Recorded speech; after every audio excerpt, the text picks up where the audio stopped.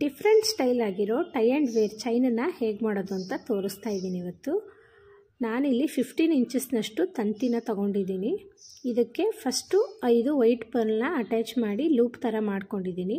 Next ಪ್ರತಿಯೊಂದು ಪರ್ಲಿಂದ ತಂತಿನ ತಗೊಂಡು ಅದಕ್ಕೆ 30 ಗೋಲ್ಡ್ ಕಲರ್ ಬೀಡ್ಸನ್ನು ಇನ್ಸರ್ಟ್ ಮಾಡಿ ನಾವು ಯಾವ ಪರ್ಲಿಂದ ತೊಗೊಂಡಿರ್ತೀವೋ ಅದೇ ಪರ್ಲಲ್ಲಿ ಅಪೋಸಿಟ್ಟಾಗಿ ತಂತಿನ ಈ ಥರ ಎಳ್ಕೊಂಡ್ರೆ ಲೂಪ್ ಆಗುತ್ತೆ. ಇದೇ ಥರ 5 ಕಡೆ ಮಾಡಿದಾಗ ಫ್ಲವರ್ ಶೇಪಲ್ಲಿ ರೆಡಿ ಆಗುತ್ತೆ.